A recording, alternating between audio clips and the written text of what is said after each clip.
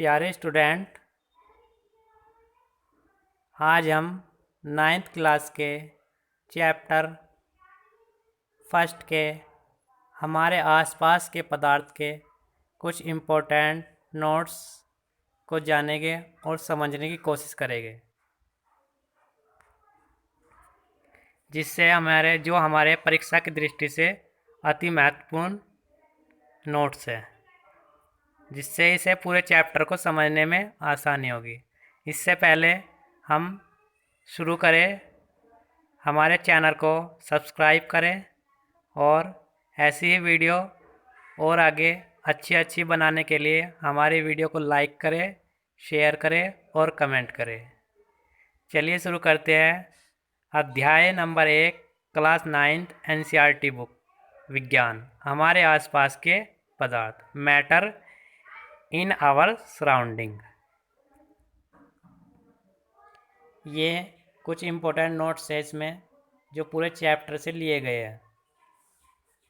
इन्हें ध्यान से पढ़ेंगे, पूरा चैप्टर अच्छी तरह याद हो जाएगा और तुम्हें दोबारा से याद करने की भी कोशिश नहीं पड़ेगी।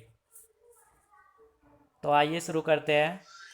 प्राचीन काल से ही, मतलब पुराने समय से ही मनुष्य, इंसान अपने आसपास के समझने का प्रयास कर रहा है। भारत के प्राचीन दार्शनिक ने पदार्थ को 5 मूल तत्वों में वर्गीकृत किया है, मतलब बांटा है 5 भागों में, जिसे क्या कहा गया है, जिसे पंचतत्व कहा गया है। मतलब 5 तत्वों का समूह पंचतत्व। ये पंचतत्व है वायु, पृथ्वी, अग्नि, जल और आकाश। उनके अनुसार इन्हीं पंच तत्वों से सभी वस्तुएं बनी हैं, चाहे वो सजीव हो या निर्जीव। उस समय के यूनानी दार्शनिकों ने भी पदार्थ की इसी प्रकार वर्गीकृत किया था। मतलब जो यूनान के वैज्ञानिक थे, पुराने ज़माने के दार्शनिक, उन्होंने भी इसी प्रकार से मिलता जुलता वर्गीकृत किया था तत्व को, मतलब पदार्थ को।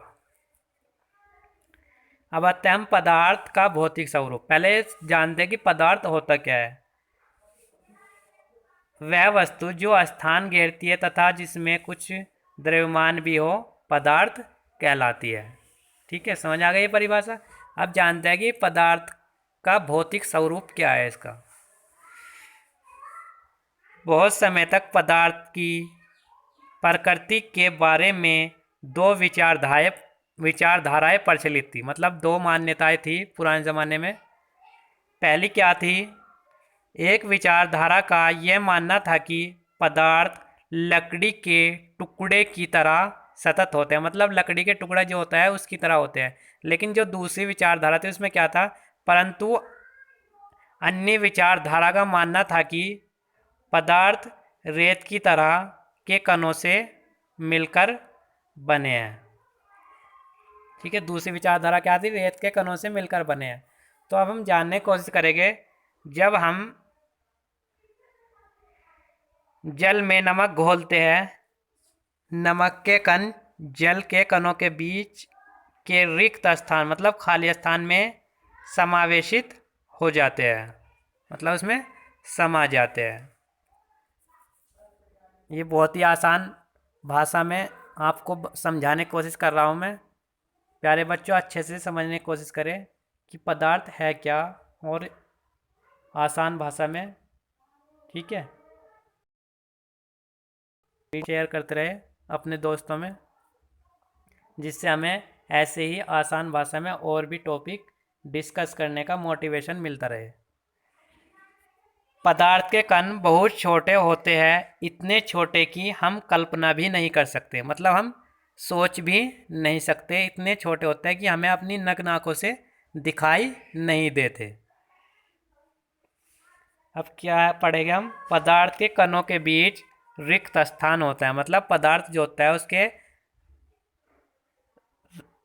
कणों के बीच जो खाली स्थान होता है उसके बारे में हम पढ़ेंगे कि ठोस में क्या होता है। जो हमारा पहला चित्र दिखाया गया उसमें ये ठोस है और दूसरा द्रव और तीसरा गैस। जैसे इसमें कण दिखाए गए इनके दूर दूर, तो ये गैस हुआ, और जो बीच वाला मध्य है उसमें द्रव है, इसमें थोड़ा नज़दीक है, और जो ठोस है वो उसमें समीप है। नमक, शर्करा, डेटॉल या पोटेशियम परमैंगनेट के कण समान रूप से पानी में वितरित हो गए। इस प्रकार जब हम चाय, कॉफ़ी या नींबू पानी बनाते हैं तो एक पदार्थ के कण दूसरे पदार्थ के कणों के रिक्त स्थानों में समावेशित हो जाते हैं। यह दर्शाता है कि पदार्थ के कणों के बीच पर्याप्त रिक्त स्थान होता है, मतलब खाली स्थान होता है पर्याप्त। मतलब क्या है, जैसे हम नींबू पानी बनाते हैं उसमें नमक डालते हैं, चीनी डालते हैं, ऐसे हम चाय कॉफ़ी बनाते हैं, क्या होता है उसमें जो हमारा एक पदार्थ है दूसरे पदार्थ में घुल जाता है। मतलब यह है जल के खाली स्थान में वे जो पदार्थ हम मिलाए हैं उसमें वे मिल जाते हैं और हमें फिर दिखाई नहीं देते। जब हम जल में नमक घोलते हैं तो नमक के कण जल के कणों के बीच के रिक्त स्थानों में समावेशित हो जाते हैं। पदार्थ के कण अपने आप ही एक दूसरे के साथ अंतः मिश्रित हो जाते हैं, मतलब अंदरूनी मिलाप कर लेते हैं और वे एक दूसरे में मिल जाते हैं। ऐसा कणों के रिक्त स्थानों में समावेशित के कारण होता है।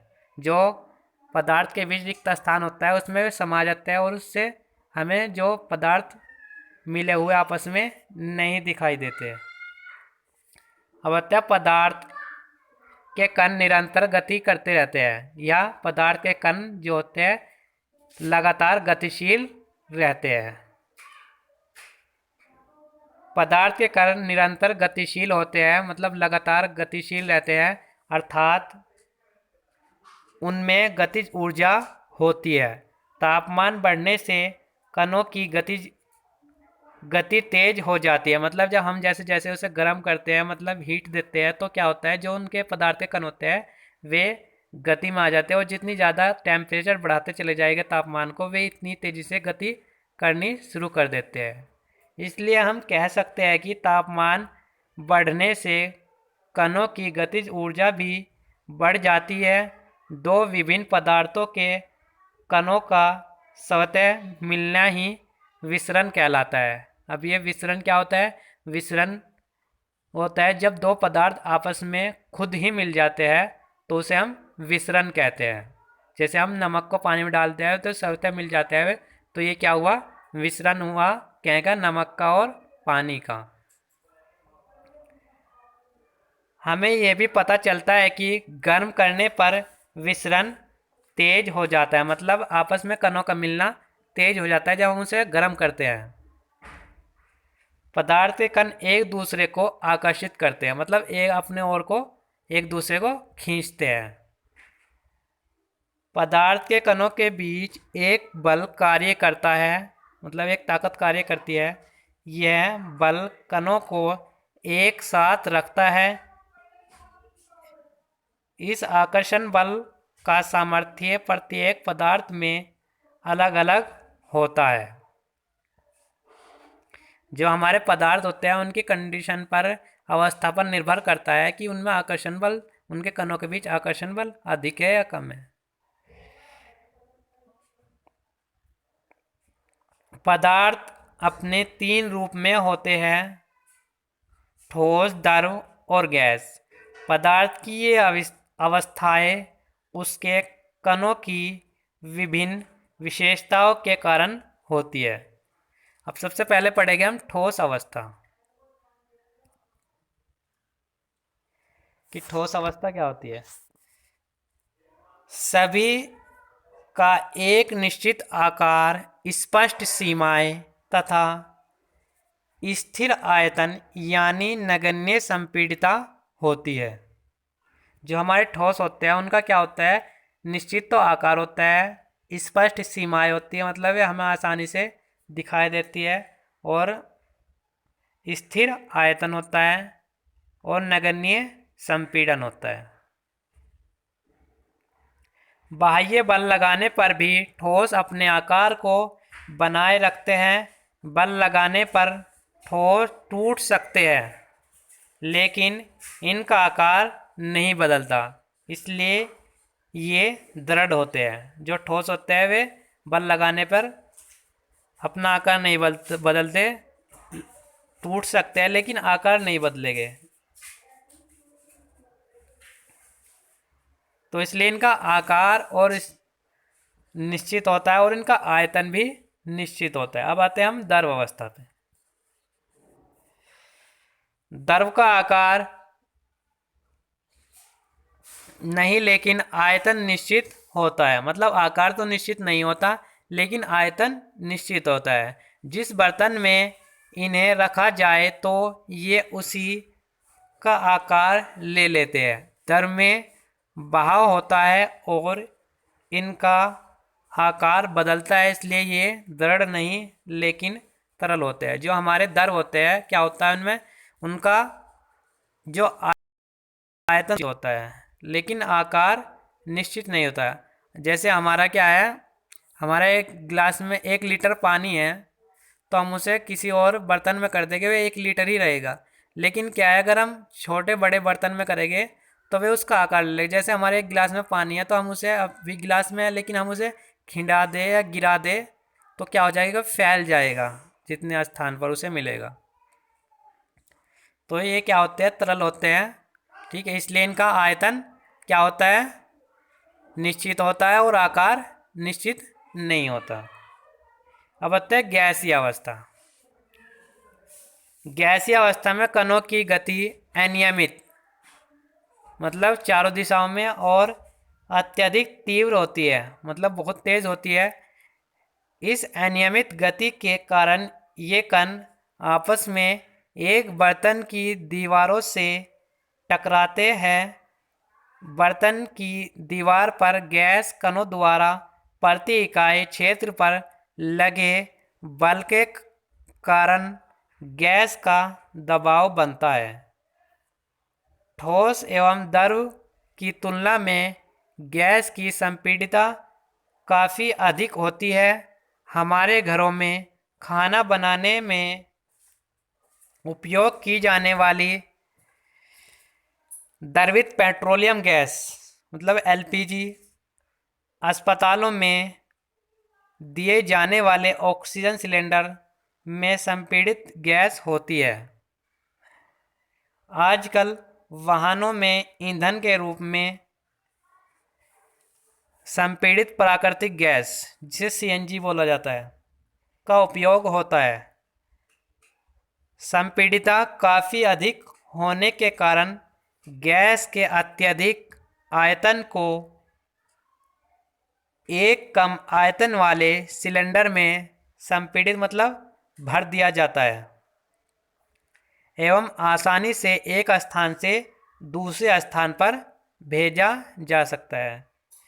जो हमारा गैस होता है उसका आकार भी निश्चित नहीं होता है और आयतन भी निश्चित नहीं होता और उसके कण चारों दिशाओं में अनियमित तरीके से गति करते रहते हैं। अब पढ़ेंगे जल पदार्थ की 3 अवस्थाओं में पाया जाता है। ठोस बर्फ होता है, द्रव जल या पानी और गैस हमारी वाष्प होती है या भाप। अब पढ़ेंगे तापमान परिवर्तन का प्रभाव। जो हम तापमान को बढ़ाते हैं या घटाते हैं तो उसका हमारे पदार्थ पर क्या प्रभाव पड़ता है। ठोस के तापमान को बढ़ाने पर मतलब गर्म करने पर उसके कणों की गतिज ऊर्जा बढ़ जाती है। गतिज ऊर्जा में वृद्धि होने के कारण अधिक तेजी से कंपन करने लगते हैं। ऊष्मा के द्वारा प्रदत्त की गई मतलब प्रदान की गई ऊर्जा कणों के बीच के आकर्षण बल को पार कर लेती है। ऊर्जा का मतलब ताकत होती है, एनर्जी। इस कारण कण अपने नियत स्थान को छोड़कर अधिक स्वतंत्र आज़ाद होकर गति करने लगते हैं। एक अवस्था ऐसी आती है जब ठोस पिघलकर द्रव में परिवर्तित हो जाते हैं। तापमान पर ठोस पिघलकर द्रव बन जाता है, वह उसका गलनांक कहलाता है। जिस तापमान पर ठोस पिघलकर द्रव बन जाता है वह उस पदार्थ का गलनांक कहलाता है। मतलब जिस तापमान पर हमारी वस्तु पिघलना स्टार्ट हो जाती है वह उसका गलनांक कहलाता है, मतलब गलने लगती है। तापमान की माप केल्विन से सेल्सियस में बदलने के लिए दिए हुए तापमान से 273 घटाना चाहिए और सेल्सियस से केल्विन में बदलने के लिए दिए हुए तापमान में 273 जोड़ देना चाहिए। मतलब 0 डिग्री सेल्सियस के बराबर होता है हमारे 273 केल्विन। केल्विन और सेल्सियस हमारे तापमान मापने की यूनिट होती है, इकाई होती है। वायुमंडलीय दाब पर 1 kg मतलब 1 किलोग्राम ठोस को उसके गलनांक पर द्रव में बदलने के लिए जितनी ऊष्मीय ऊर्जा की आवश्यकता होती है उसे संगलन की प्रसुप्त ऊष्मा कहते हैं। अर्थात 0 डिग्री सेल्सियस या 273 केल्विन पर जल के कणों की ऊर्जा सब उसी तापमान पर बर्फ के कणों की ऊर्जा से अधिक होती है।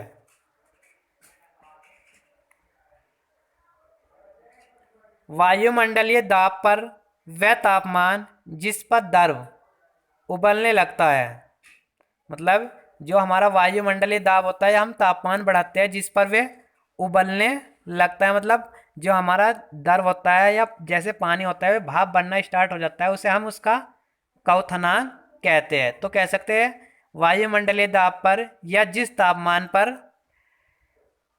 द्रव उबलना या भाप या वाष्प बनना शुरू हो जाता है उसे उस पदार्थ का क्वथनांक कहते हैं। जैसे तापमान 373 केल्विन या 100 डिग्री सेल्सियस होता है। जो हमारा जल होता है, पानी होता है, उसका क्वथनांक होता है केल्विन में होता है 373 और सेल्सियस में होता है 100 डिग्री। अतः हम ये कह सकते हैं कि तापमान बदलकर हम पदार्थ को एक अवस्था से दूसरी अवस्था में बदल सकते हैं। जो हमारा पदार्थ होता है उसका तापमान बदलकर या घटाकर या बढ़ाकर क्या कर सकते हैं, हम उसकी अवस्था को, उसकी कंडीशन को चेंज कर सकते हैं। हम अमोनियम क्लोराइड को गर्म करने पर यह सीधा ठोस से गैस में बदल जाता है। कुछ पदार्थ ऐसे होते हैं जो जिसे हम गर्म करते हैं तो वे सीधा ठोस से गैस में आ जाते हैं, और जब हम उसे ठंडा करते हैं वे गैस से सीधा ठोस में आते हैं। मतलब वे बीच में द्रव में नहीं बदलते। तो ऐसे पदार्थों को हम कहते हैं ऊर्ध्वपातन पदार्थ। द्रव अवस्था में परिवर्तित हुए बिना ठोस अवस्था से सीधे गैस अवस्था में बदलने की प्रक्रिया को ऊर्ध्वपातन कहते हैं। ठीक है, मतलब जैसे हम ठोस को गर्म करते हैं तो वे सीधा गैस में बदल जाता है, सीधा द्रव में बिना बदले। तो क्या होता है, वे ऊर्ध्वपातन पदार्थ कहलाते हैं। मतलब गैस ऊपर को जाती है, ऊर्ध्व का मतलब भी ऊपर को होता है, मतलब ऊपर की ओर स्टार्ट हो जाती है, यानी बिना द्रव में बदले। ऐसे ही जब हम ठोस को ठंडा करते हैं तो वे क्या होता है, सीधा जैसे हम गैस को ठंडा परिवर्तित हो जाते हैं, तो इस प्रक्रिया को कहते हैं हम निक्षेपण। ठीक है, जब हम ठोस को गर्म करते हैं गैस में बदलता है तो ऊर्ध्वपातन कहते हैं, और जब हम गैस को ठंडा करते हैं और वे ठोस में वापस फिर बदल जाता है तो उसे हम निक्षेपण कहते हैं। अब आते हैं हम दाब परिवर्तन का प्रभाव। दाब बढ़ाने या घटाने पर या बदलने पर हमारा पदार्थ पर क्या प्रभाव पड़ता है। घटक कणों के बीच की दूरी में अंतर होने के कारण पदार्थों की विभिन्न अवस्थाओं में अंतर होता है। कार्बन डाइऑक्साइड गैस को उच्च दाब पर संग्रहित किया जाता है, जैसे वायुमंडलीय दाब का माप 1 ATM, मतलब यहाँ पर ATM का मतलब है 1 एटमॉस्फेयर हो तो ठोस CO2 द्रव अवस्था में आए बिना सीधे गैस में परिवर्तित हो जाती है। यही कारण है कि ठोस कार्बन डाइऑक्साइड को शुष्क बर्फ या ड्राई आइस कहते हैं। जो हमारी कार्बन डाइऑक्साइड होती है, अगर हम उसे इतना ठंडा कर ले कि वो जमना स्टार्ट हो जाए तो वे बर्फ़ के रूप में आ जाती है, जिसे हम शुष्क बर्फ़ बोलते हैं। इंग्लिश में बोलते हैं ड्राई आइस। इसका उपयोग ड्राई आइस का उपयोग किया जाता है आर्टिफिशियल बादल बनाने में। ठीक है, अब आगे पढ़ेंगे पदार्थ की अवस्थाएं, यानी ठोस, द्रव और गैस दाब और तापमान के द्वारा तय होती है। मतलब हम तापमान कितना है और हमारा दाब कितना है, ये तय करता है कि उसकी अवस्था क्या होगी पदार्थ की। यानी ATM गैसीय दाब के मापन का एक मात्रक है। दाब का SI मात्रक पास्कल है, जिसे हम PA से रिप्रेजेंट करते हैं, प्रदर्शित करते हैं। 1 ATM मतलब 1 एटमॉस्फेयर बराबर 0.01 गुना 10 की पावर 5 पास्कल। वायुमंडल में वायु का दाब वायुमंडलीय दाब कहलाता है। मतलब वायुमंडल में वायु का दाब क्या कहलाता है, वायुमंडलीय दाब कहलाता है। समुद्र की सतह पर वायुमंडलीय दाब 1 एटमॉस्फेयर होता है और इसे सामान्य दाब कहा जाता है। जो समुद्र की सतह होती है उस पर वायुमंडलीय दाब कितना होता है, 1 एटमॉस्फेयर होता है, जिसे हम सामान्य दाब कहते हैं। अब आते हैं वाष्पीकरण।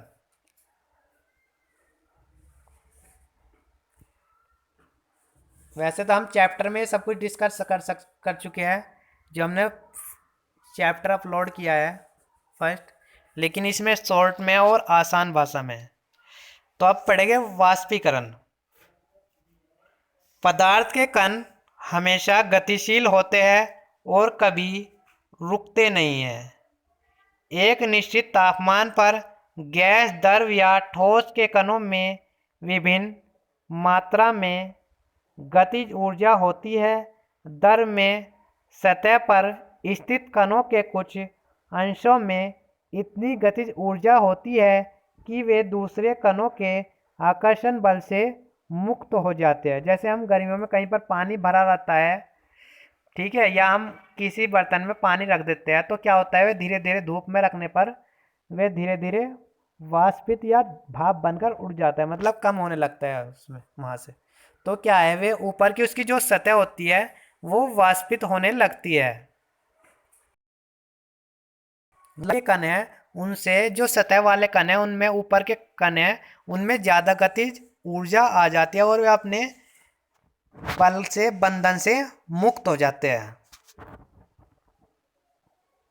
क्वथनांक से कम तापमान पर द्रव के वाष्प में परिवर्तित होने की प्रक्रिया को वाष्पीकरण कहते हैं। मतलब ये 100 डिग्री सेल्सियस जितना भी उसका क्वथनांक होता है, उससे पहुंचने से पहले ही क्या होता है, जो सतह वाले कण होते हैं वे वाष्प मतलब भाप बन जाते हैं। तो इसी प्रक्रिया को क्या बोलते हैं, वाष्पीकरण बोलते हैं।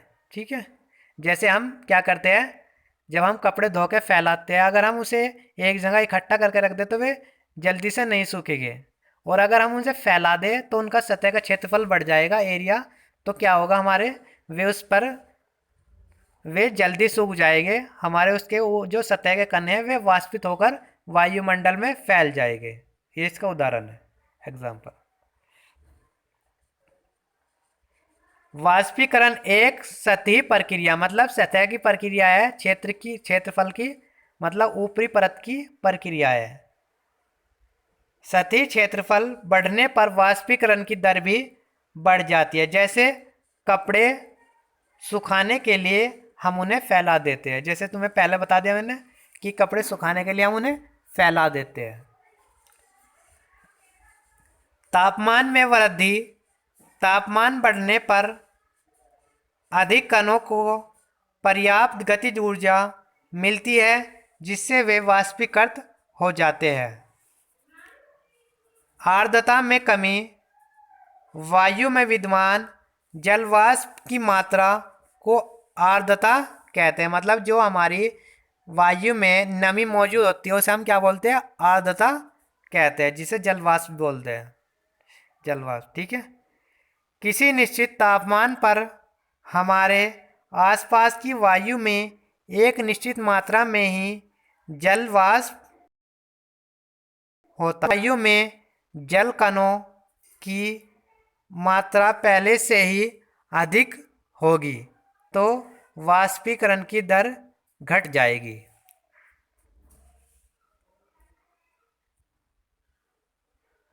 वायु की गति में वृद्धि, हम जानते हैं कि तेज वायु में कपड़े जल्दी सूख जाते हैं। वायु के तेज होने से जलवाष्प के कण वायु के साथ उड़ जाते हैं, जिससे आसपास के जलवाष्प की मात्रा घट जाती है।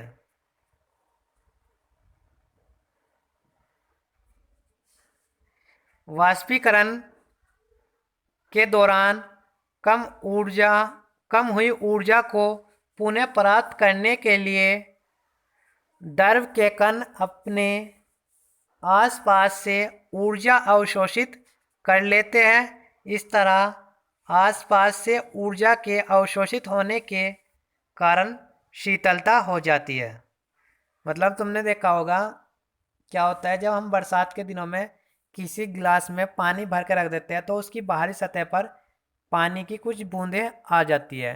वे क्या करती है, जब पानी अंदर का ठंडा है तो वे वायुमंडल से बाहर से जो हमारी जल वाष्प है वो ठंडी होकर उस गिलास के चारों ओर चिपकने लगती है और बूंदों के रूप में परिवर्तित हो जाती है। वो कहीं से ये नहीं कि गिलास की सतह को पार करके बाहर आ गया पानी, वे जो वायु में मिली हुई जल वाष्प होती है वो ठंडी होकर वायु जल के सतह से चिपक जाती है, जो हमारी ठंडे होने पर पानी की बूंदों में परिवर्तित हो जाती है, जिससे शीतलता आ जाती है। दैनिक उदाहरण, गर्मियों में सूती वस्त्रों को पहनना, मतलब गर्मी जब होती है हम तो क्या पहनते हैं? सूती कपड़े पहनते हैं। नंबर 2, बर्फीले जल से भरे गिलास की बाहरी दीवारों पर पानी की बूंदों का जमा हो जाना। ये दोनों इसके दैनिक उपयोग है।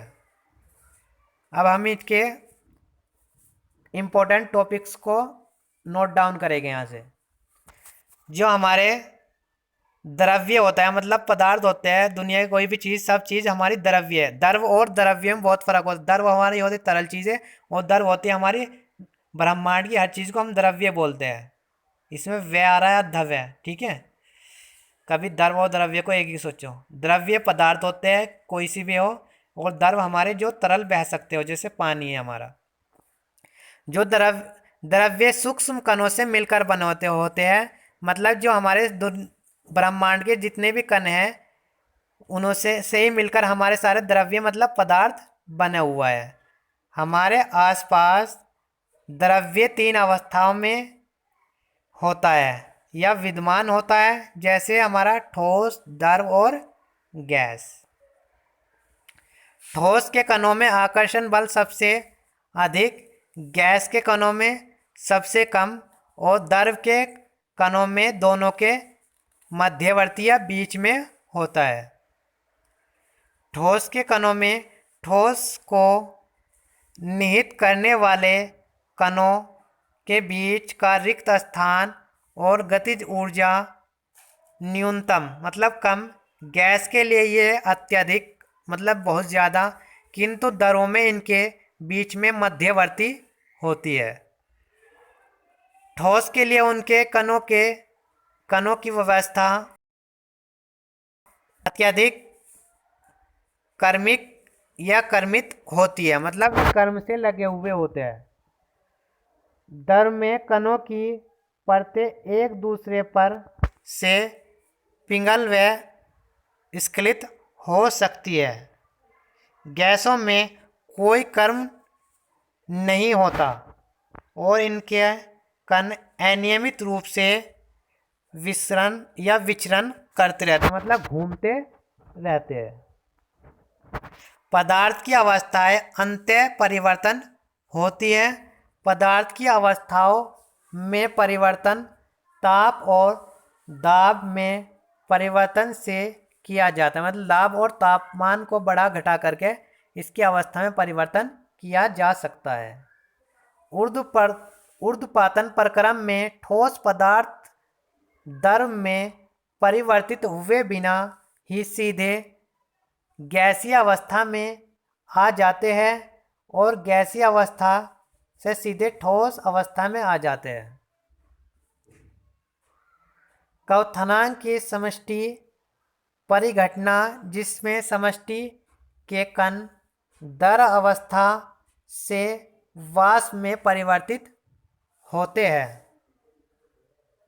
वाष्पीकरण एक सतही परिघटना है। सतह के कण पर्याप्त ऊर्जा ग्रहण कर उनके बीच के परस्पर आकर्षण बलों को पार कर लेते हैं और द्रव को वाष्प अवस्था में परिवर्तित कर देते हैं। वाष्पीकरण की गति निम्नलिखित कारकों पर निर्भर करती है, मतलब सतह क्षेत्रफल जिसका वायुमंडल के प्रति परित्याग होता है, तापमान, आर्द्रता और वायु की गति। वाष्पीकरण से ठंडक उत्पन्न होती है। जैसे हमें पसीना आता है गर्मियों में, तो हम अगर एकदम से फैन या कूलर के आगे बैठ जाते हैं तो हमें ठंडक महसूस होती है, इसे ही हम शीतलता बोलते हैं, ठंडक भी बोलते हैं। वाष्पीकरण की गुप्त ऊष्मा ताप की वह मात्रा है जो 1 किलोग्राम या 1 केजी को वायुमंडलीय दाब और द्रव के क्वथनांक पर गैसीय अवस्था में परिवर्तन करने हेतु प्रयोग होती है। गुप्त ऊष्मा मतलब जो पदार्थ में वाष्पीकरण के बाद जो पदार्थ में मौजूद होती है ऊष्मा, ऊर्जा, उसे क्या कहते हैं? गुप्त ऊष्मा कहते हैं, जो अंदर उसमें छुपी रही थी। गुप्त से मतलब छुपी हुई ऊष्मा। संगलन की गुप्त ऊष्मा ऊर्जा की वह मात्रा है जो 1 किलोग्राम ठोस को वायुमंडलीय दाब व ठोस को उसके संगलन बिंदु पर लाने के लिए प्रयोग होती है। हमारे चैप्टर नंबर 1 क्लास 9 विज्ञान के इम्पोर्टेंट नोट्स यहीं पर समाप्त होते हैं। इसे अच्छी तरह से पढ़ें और समझने की कोशिश करें। आसान भाषा में आसानी से समझ में आ जाएगा। 2-3 बार वीडियो को देखें और हमारे इस वीडियो को लाइक करें, शेयर करें, कमेंट करें और हमारे यूट्यूब चैनल को सब्सक्राइब करें। हमें ऐसी ही वीडियो बनाने में और मोटिवेशन मिलेगा, आपको समझाने में आसान भाषा में। जल्दी से जल्दी सब्सक्राइब करें। आगे भी ऐसे ही वीडियो आती रहेगी प्रत्येक चैप्टर की। Thank you.